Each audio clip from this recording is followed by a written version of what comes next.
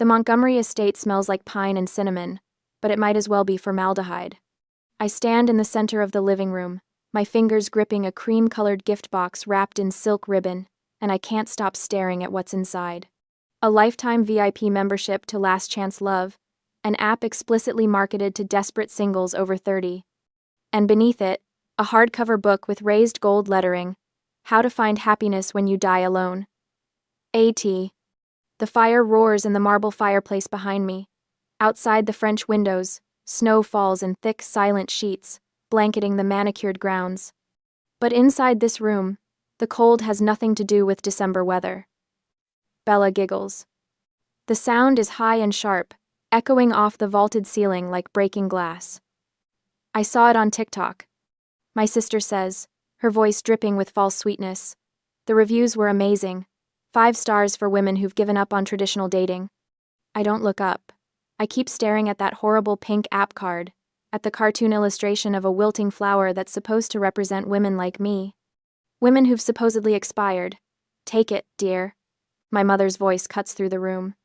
Trinity Montgomery sits perched on the ivory settee, her posture so rigid she could be carved from the same marble as the fireplace. Bella's just worried about your future.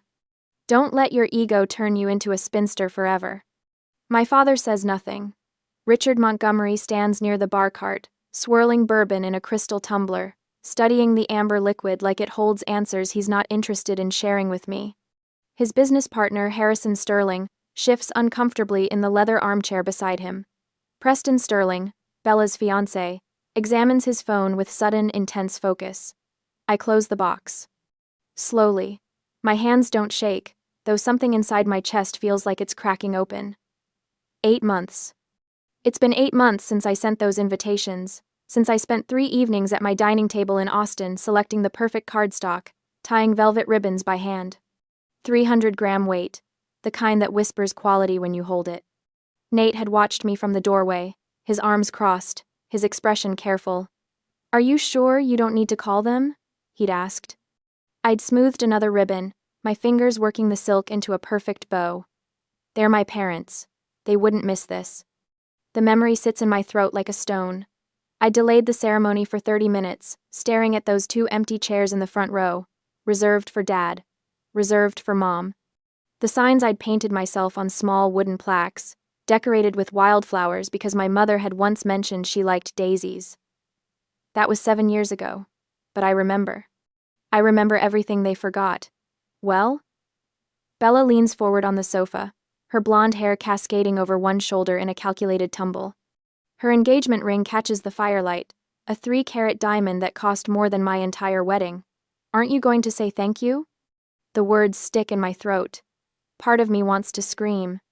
Part of me wants to run out those massive oak doors like I've done so many times before, drive back to the airport, fly home to Austin where Nate is probably heating up leftover Thai food and wondering if I'm okay. But I'm so tired of running. Harrison Sterling clears his throat. "Perhaps we should move on to dinner," he suggests, his voice carefully neutral. I believe the caterers have everything ready in the dining room. Bella's smirk widens. She knows she's won this round. She always does. Except this time, something inside me doesn't break. It snaps. Not my heart, which has been breaking in this house since I was old enough to understand that some children are treasured and others are tolerated. No. What snaps is something harder. The chains I've been dragging around for 29 years. The ones labeled good daughter and second best, and maybe if you try harder. I look up. My eyes meet Bella's, and I watch her triumphant expression falter just slightly. There's something in my face she doesn't recognize. Something cold and clean and final. "Thank you, Bella," I say. My voice comes out smooth, almost pleasant. I'll keep this very carefully. I tuck the box under my arm, holding it against my ribs like evidence, because that's exactly what it is. Trinity frowns. "Caroline, don't be dramatic. It's just a thoughtful gift." "Oh, I know." I smile. The expression feels strange on my face, like I'm wearing someone else's mouth. It's very thoughtful, very valuable.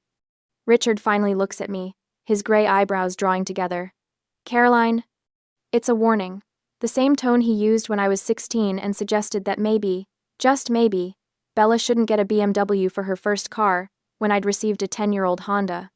The tone that means, don't make a scene, don't embarrass us, don't exist too loudly in spaces meant for your sister to shine. I hold his gaze. Yes, Dad? He opens his mouth, closes it, turns back to his bourbon. Preston Sterling stands abruptly, shoving his phone into his jacket pocket. I need some air, he mutters, and walks toward the French doors leading to the terrace. Bella's smile finally cracks. Preston, it's freezing out there. Preston hesitates at the terrace doors, the cold air blowing in, before turning back with a resigned sigh to join the procession to the dining room. But he's already gone, and I understand something in that moment. He's uncomfortable. He should be. Any decent person would be. Shall we? Harrison gestures toward the dining room, his discomfort palpable in the tight set of his shoulders. The dining room chandelier throws diamond patterns across the white linen tablecloth. Trinity taps her spoon against her crystal water glass, the sound cutting through the murmur of polite conversation like a blade. Before we begin, my mother announces, her voice pitched for an audience, I want to toast this very special season, the year of the bride. I watch Bella straighten in her chair, her practiced smile blooming across her face like she's been waiting for this cue her entire life. My youngest daughter, Trinity continues, gesturing toward Bella with her wine glass, will be married this February in what I can only describe as a modern royal event, 300 guests. The ballroom at the Four Seasons, a dress that took 6 months to design. Preston shifts beside Bella, his jaw tight. Harrison Sterling studies his salad fork with the intensity of an archaeologist examining an artifact. Bella has always known how to do things properly, Trinity says, and the word properly lands on my skin like a slap. With grace. With consideration for family. My father lifts his bourbon in agreement. He hasn't looked at me since we sat down. I cut into my filet mignon. The knife slides through the meat with barely any resistance, but my hand feels welded to the handle. Trinity sets down her glass with a delicate click. Her gaze swings toward me, and I recognize the glint in her eyes. She's about to perform. Bella is settled, she says, her tone dripping with manufactured concern. But what about you, Caroline? You're approaching 30. You can't plan to live with plants forever, can you? The table goes quiet. Even the catering staff, refilling water glasses near the sideboard, seem to freeze mid-pour. When is it your turn? Trinity asks. The question hangs in the air like smoke. I feel Preston's eyes flick toward me, then away. Harrison clears his throat but says nothing. Bella leans forward slightly, her expression arranged into something that might pass for sisterly interest if you didn't know her, but I do know her. I see the anticipation in the way her fingers curl around her wine stem. She's waiting for me to crumble, to stammer, to make some excuse about focusing on my career or not having met the right person yet. I set down my silverware. The clink of metal on porcelain sounds louder than it should. I'm not single, Mother. The words come out calm, steady, like I'm commenting on the weather. Trinity blinks. Excuse me? I've been married for 8 months. My mother's face goes through 3 distinct expressions in the span of 2 seconds. Confusion, disbelief, rage, liar. The word explodes out of her mouth before she can stop it.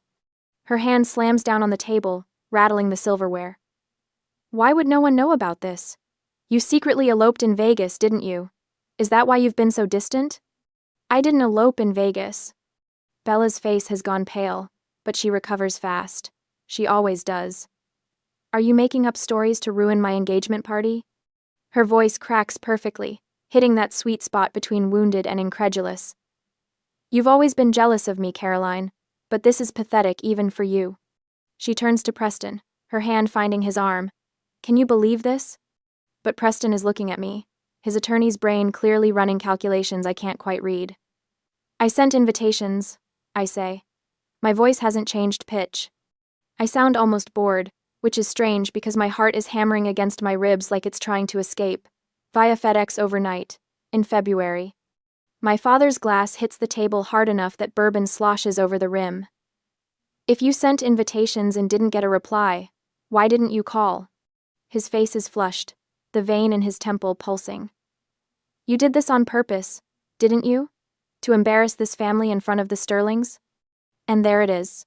The truth I've been circling around for 8 months, The answer I didn't want to see, even as the evidence piled up around me like snow against a door. They didn't forget. They're gaslighting me. Right now. In front of witnesses. Rewriting history while I sit here holding the receipts they don't know exist yet. The last thread of hope I'd been clutching, the one I didn't even know I was still holding, dissolves. Something shifts inside my chest.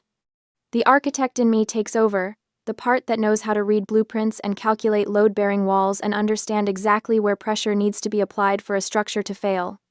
I stop trying to defend myself with emotions. They don't care about my feelings. They never have. Under the table, hidden by the white linen, I slide my phone from my clutch. My thumb finds the message thread with Nate. I type one word. Now. The message shows as delivered, then read. I put the phone away and pick up my fork again, spearing a piece of asparagus like nothing happened. Caroline. My mother's voice has that dangerous quality to it now, the one that used to send me running to my childhood bedroom. Stop this nonsense and apologize to your sister. For what? I take a bite of asparagus. It tastes like absolutely nothing. For getting married?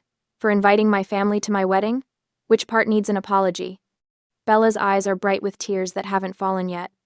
She's good at this, holding them right on the edge where they catch the light. I can't believe you'd lie about something like this. On Christmas Eve. Christmas Eve. I'm not lying. Then prove it, my father snaps. I meet his eyes across the table. Okay. Harrison Sterling shifts in his seat, clearly wishing he was anywhere else. Preston has gone very still beside Bella, his lawyer instincts finally catching up to whatever his gut has been telling him. The chandelier above us catches on my wedding band. I've been wearing it this whole time. They never even noticed. Dessert will be ready in 15 minutes, one of the catering staff announces from the doorway, oblivious to the tension crackling through the room like static electricity. My phone buzzes once against my thigh. A text from Nate. System accessed. Ready when you are. Any tonight. I look up at the 85-inch smart TV mounted above the fireplace in the adjoining sitting area, currently displaying a digital fire log that mirrors the real fire burning below it. Actually, I say, standing up from the table, I think we should skip dessert tonight. I walk toward the TV, my heels clicking against the hardwood floor. There's something everyone needs to see. Caroline, sit down. My mother's voice has taken on that edge, the one that used to make me shrink into myself, desperate to be smaller, quieter, less troublesome. Not tonight. I stop in front of the TV, my back to the room. You always believe Bella unconditionally. My voice sounds strange to my own ears, calm, almost conversational. But have you forgotten what my husband does for a living? Silence. I turn to face them. Nathaniel Vance, senior cybersecurity analyst. He works for a firm that protects Fortune 500 companies from data breaches. Trinity's mouth opens, closes, opens again. I don't see what that has to do with anything. Don't you? I pull my phone from my clutch, holding it up so they can see the screen. 3 letters glow there. Now. Sent 18 minutes ago. Delivered. The TV screen behind me flickers. Bella's head snaps up, her tears forgotten. What are you doing? The virtual fire log cuts out. The screen goes black for exactly 2 seconds. Then it lights up again, displaying something entirely different. A computer desktop. Blue background. Neat rows of folders. Remote access activated appears in the corner in small white text. What is this? Richard's voice has gone hard. Turn that off. I designed the electrical system for this house. I keep my tone pleasant, almost chatty, like I'm discussing the weather. Did you know that? You hired me fresh out of grad school. Paid me an exposure and family discount rates. I installed every smart system, every camera, every sensor. I turn back to the screen, watching as the cursor moves without anyone touching it. Nate, working from our home office in Austin, his fingers flying across keys 2,000 miles away. The admin password was never changed. I continue. I recommended you change it. Remember? I sent that email. Twice. Harrison Sterling leans forward, his expression caught between fascination and horror. Preston has gone very still beside Bella, his lawyer brain clearly working through implications. This is illegal. Bella's voice cracks. Not with tears this time, with panic. Actually, it's not. I don't look at her. I'm the system administrator on record. I have full legal access.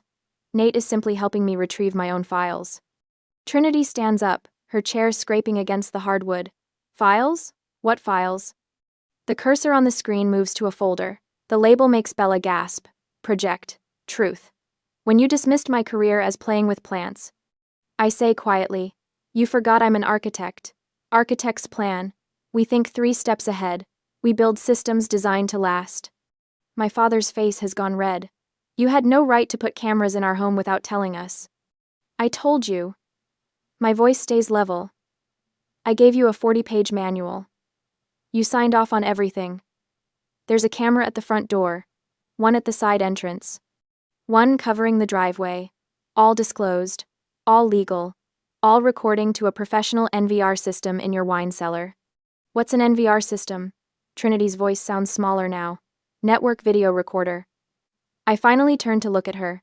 It's not cloud storage that deletes after 6 months. It's physical hard drives, professional grade, data retention for 2 years. I watch the color drain from Bella's face. She understands. She's already doing the math, counting backward through months. You're bluffing, she whispers. I turn back to the screen. The cursor hovers over the folder. Do you remember February 12th, Bella? I ask. My voice sounds almost gentle. It was a Tuesday. Cold. You were wearing your cream cashmere coat. The FedEx driver arrived at 10:15 a.m. Stop it. Bella's voice rises. Mom, make her stop. The package was blue. I continue. Express overnight. 4 velvet boxes inside, wrapped in ivory ribbon. My wedding invitations. Preston's head turns toward Bella, slowly, like he's seeing her for the first time. Turn it off, Bella screams. Mom, make her turn it off. But Trinity is frozen, her hand still pressed to her throat, her eyes locked on the screen. It's too late anyway. I hit enter on my phone. Nate, receiving the signal, opens the folder. The first image fills the screen in perfect high definition. A FedEx receipt, signature line clearly visible. Isabella Montgomery, signed in her distinctive looping handwriting. Date, February 12th. Time, 10:15 a.m. The dining room explodes into chaos, but I just stand there, my phone in my hand, watching my sister's carefully constructed world begin to crack. And I feel nothing but cold, clean satisfaction. That's my signature, Bella says immediately. Her voice has lost its hysterical edge, replaced by something flatter. More dangerous. So what? I signed for a package. That doesn't prove anything except that I was home that day. She's recovering. Faster than I expected. Evidence 1, I say, keeping my voice level. Clinical. Like I'm presenting designs to a difficult client. You signed for a package from Caroline and Nate Vance on February 12th. 3 weeks after our wedding invitations were mailed via FedEx overnight. I don't remember every package I signed for. Bella crosses her arms. We get deliveries constantly. My brand partnerships alone generate dozens of shipments per week. But Trinity sits up straighter. I can see her grasping at this explanation, wrapping her hands around it like a lifeline. That's true. Bella's business requires constant inventory management. She can't be expected to remember one random delivery from 8 months ago. Nate's cursor moves on the screen. The receipt disappears, replaced by a screenshot of an email inbox. My mother's email inbox. Evidence 2, I say. The screen shows Trinity's Gmail account settings. Filters. There's a long list of them, sorting newsletters and promotional emails into various folders. But one filter sits at the top of the list, marked with a red flag icon. Rule name, wedding block. I read aloud. If subject contains wedding and Caroline, then delete permanently. Skip inbox. Do not archive. The creation date sits right there in gray text. February 14th, 2 days after the invitations were delivered. This filter was installed from an IP address that traces back to Bella's device. I continue. Her iPhone specifically. The same device she uses to manage her Instagram account. The silence that follows isn't peaceful. It's the silence of a trap snapping shut. Trinity's face has gone pale. That's not possible. I never authorized anything like that. Of course you didn't. I meet my mother's eyes. Bella has your password. She's had it for years. Remember when she set up your 2-factor authentication last Christmas? She told you it was for security. Preston stands up slowly from his chair. He's staring at Bella like he's seeing her for the first time. You hacked into your mother's email? I didn't hack anything. Bella's voice pitches higher. I have access, because Mom asked me to help manage her correspondence. She gets overwhelmed by all the emails. I manage philanthropic contacts, Trinity says weakly. Charity board communications. Bella helps me organize them. By deleting emails about your daughter's wedding? Harrison Sterling's voice cuts through the room. He's still sitting in his chair, but his posture has changed. He's no longer the uncomfortable observer. He's engaged now. Focused. Bella stands abruptly. Her chair scrapes against the hardwood floor. Fine, yes. I hid the invitations, but I did it to protect Mom and Dad. The room freezes. She's pivoting. I watch it happen in real time, the way her expression shifts from defensive to aggrieved. Her eyes fill with tears. Her voice shakes, but not with fear. With righteous indignation. You sent those invitations last minute, she continues, voice trembling. For some shabby vineyard in Texas. Dad has high blood pressure. Tree. Mom worries constantly about image, about what people think. I saw that location you chose, Caroline, that rustic barn aesthetic, and I was afraid they'd be humiliated, afraid they'd spend the whole trip stressing about appearances. She wipes her eyes with the back of her hand. So yes, I hid them. I threw them away. I did it out of love. I was trying to protect our parents from embarrassment. Trinity inhales sharply. I watch her expression shift, see her reaching for this new narrative like a drowning person, grabbing driftwood. You were protecting us? Of course I was. Bella's voice cracks. Caroline always does things her own way, never considering how it reflects on the family. I couldn't let you suffer through some subpar wedding just because she refuses to maintain our standards. It's brilliant. In a horrible way. She's reframed herself from villain to hero in 30 seconds flat. The malicious act becomes protective sacrifice. The lie becomes love. Preston's frown deepens. He's not buying it. I can see the doubt written across his face, the way his jaw tightens. But my parents are already softening. Already finding the explanation they want to believe. I don't panic. I don't rage. I don't give Bella the satisfaction of seeing me unravel. Instead, I smile. It's a smile full of pity. The kind you give a child who's trying to convince you the dog ate their homework when you can see the torn pages in the trash. Protecting them. I repeat softly. That's your story? It's the truth. Bella lifts her chin. Then why? I say, each word deliberate. Did you throw the invitations in the recycling bin instead of hiding them in a drawer? Bella blinks. What? If you were protecting Mom and Dad, if you were worried about their feelings, you would have hidden the invitations somewhere safe. Somewhere you could retrieve them later if needed. You would have preserved them carefully, just in case your plan went wrong. I gesture to the screen where Nate has already queued the next file. But you didn't do that, did you? Preston turns to look at Bella. Really look at her. Did you? I was upset, Bella says quickly. I wasn't thinking clearly. That's interesting, I say, because the video footage suggests you were thinking very clearly. I nod to the screen. Nate clicks play. The video quality is stunning. Crystal clear footage from the front door camera, the one mounted above the entrance with a perfect view of the porch and driveway. The timestamp reads, February 12th, 10:14 a.m. The FedEx truck pulls into frame. The driver climbs out, carrying a blue package. He rings the doorbell. Bella appears 30 seconds later. She's wearing yoga pants and a cropped hoodie, her hair in a high ponytail. She smiles at the driver, signs the tablet, accepts the package. The driver leaves. Bella looks down at the package. I watch her read the return address label. Caroline and Nate Vance.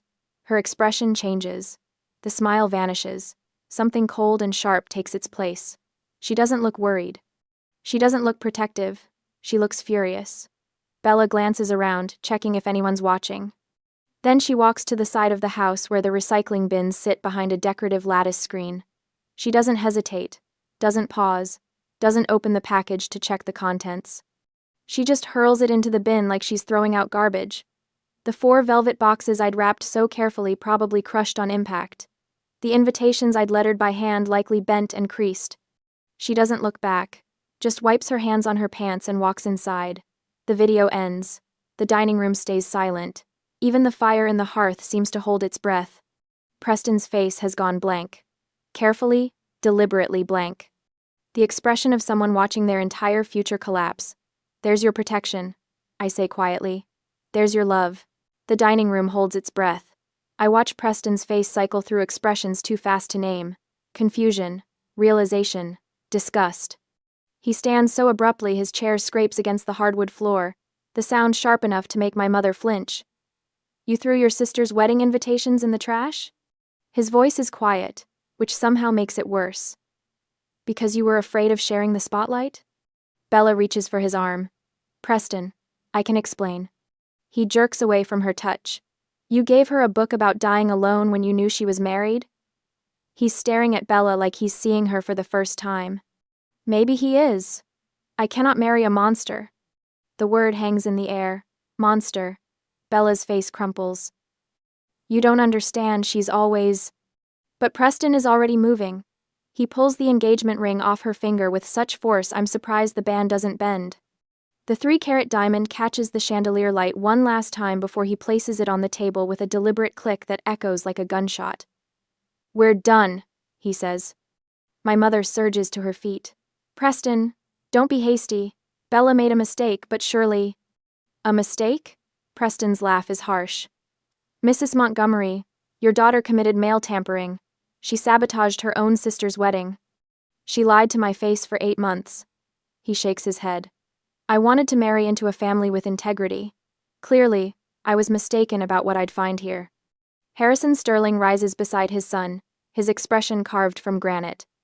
He turns to my father, who hasn't moved from his seat, whose face has gone the color of old newspaper. Richard. Harrison's voice carries the weight of 40 years in business. I've always believed that a man who cannot manage his household cannot manage a business. My father's bourbon glass pauses halfway to his mouth. Your daughter is deceitful. Harrison gestures toward Bella. Your wife enables her. He looks at my mother, whose mouth opens and closes soundlessly. And you are irresponsible. His gaze settles back on my father. The merger project next month? Consider it cancelled. Sterling Group will not do business with the Montgomery family. The words land like physical blows. I watch my father's face drain of what little color remained. That merger was supposed to be his crowning achievement, the deal that would cement his legacy. $50 million in contracts. A partnership that would have doubled his company's reach. Gone. Harrison, please. My father finally finds his voice. We can discuss this privately. Surely. There's nothing to discuss. Harrison places his hand on Preston's shoulder. We're leaving. Bella explodes from her chair. This is your fault. She whirls on me, her face twisted with rage. You ruined everything. I'll destroy you. I'll tell everyone what you did, how you manipulated. No. The word comes out soft, but it stops her mid-sentence. I stand slowly, smoothing my dress. You won't. Watch me. Bella's voice climbs toward hysteria. I have 2 million followers. I know Massachusetts law prohibits secret audio recording. I keep my voice level, conversational. So the video of tonight's dinner stays private. I won't publish it. Bella's expression shifts toward triumph, thinking she's found an escape route. However, I pause, letting the words settle. The CCTV footage of you dumping that FedEx package? That's evidence of federal mail tampering. Title 18. United States Code. Section 1708. Up to 5 years in federal prison. The color drains from Bella's face. If you dare speak one lie about me on social media, that video and a lawsuit go straight to the police and your brand sponsors. I tilt my head, studying her. I wonder how Dior and Cartier will feel about their ambassador being investigated for federal crimes. Bella collapses back into her chair. The sound that comes out of her isn't quite a sob, isn't quite a scream. It's the sound of someone's carefully constructed world imploding. My mother sits frozen, her hands clutched in her lap. My father stares at the table like the wood grain holds answers.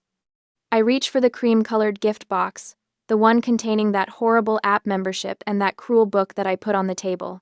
I pick it up with both hands and walk around the table. Bella flinches when I approach, like I might hit her. I place the box directly in front of her, right next to Preston's abandoned engagement ring. Keep it, I say. You need it more than I do now. The words taste like freedom. I turn toward the door. Harrison and Preston are already in the foyer, collecting their coats. As I pass Harrison, he gives me a single nod. Respect, maybe. Or approval. It doesn't matter which. Behind me, I hear my mother's voice, thin and desperate. Caroline, wait, we can fix this. We can, But I'm already walking. Through the foyer, past the marble staircase where Bella and I posed for Christmas photos as children, through the massive oak doors that close behind me with a final, definitive thud. The December air hits my face like cold water. Clean, sharp, real. My Uber is waiting at the bottom of the circular drive, exhaust puffing white in the freezing air. I climb into the back seat, and the driver glances at me in the rearview mirror. Logan Airport, I confirm. As we pull away, I allow myself one look back at the Montgomery estate. Every window blazes with light, but from here, it looks empty. A beautiful shell with nothing living inside. I pull out my phone and video call Nate. His face fills the screen, and the knot in my chest finally begins to unwind. His hair is messy, like he's been running his hands through it. His eyes search mine. Is it done? He asks. It's done. Mom's heating up soup for you. His smile is soft, warm, everything that house wasn't. Let's go home. Home. Not the place I was born, but the place where I'm loved. Yeah, I say, and my voice only shakes a little. Let's go home. 3 days later, I'm unpacking groceries in our Austin kitchen when the FedEx truck pulls up. Through the window, I watch the driver jog to the porch, scan a package, jog back. The box sits there on the welcome mat, square and flat. I know what it is before I open it.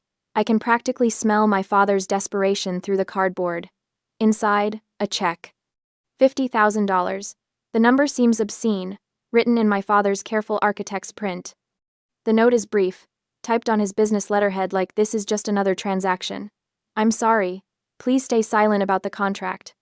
I stand there in my kitchen, holding $50,000, and I think about the girl who would have cashed this check, the one who showed up on Christmas Eve still hoping, the one who saved their chairs at her wedding. She's gone. I tear the check in half, then quarters, then confetti. My phone is already in my hand. I arrange the pieces on the granite counter, photograph them, open the family group chat. 3 people. Mom, Dad, Bella. I type, I don't sell my silence. I'm gifting it to you for free, as a parting gift. Do not contact me again. My thumb hovers over the send button for maybe 3 seconds. Then I press it. The message shows delivered. Then read. Someone starts typing. Stops. Starts again. I don't wait to see what they'll say. I scroll to the top of the chat, tap the settings icon, and find the words I've been looking for. Leave group. Are you sure? I've never been more sure of anything. Leave. New Year's Eve arrives wrapped in Seattle rain and the smell of Meredith's famous pot roast. Nate's family crowds into their living room, laughing, arguing about what movie to watch before the countdown. His sister steals the remote. His nephew spills grape juice on the carpet. His mother hugs me tight, and I feel the weight of the sapphire brooch on her coat pressing against my shoulder. Real. Solid. An actual heirloom passed down with love instead of obligation. Come on, Nate says, taking my hand. Let's get some air before the fireworks. We step onto the back porch. The Space Needle glows in the distance, and the city hums with celebration.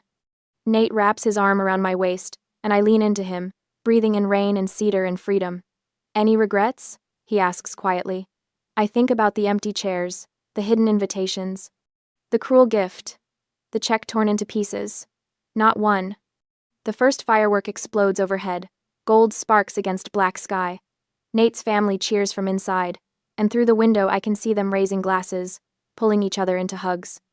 I'm not the Montgomery daughter anymore. I'm Caroline Vance, architect of landscapes and now, finally, architect of my own life. I cleared the weeds. I burned out the rot. And here, in this garden I chose, something real is growing.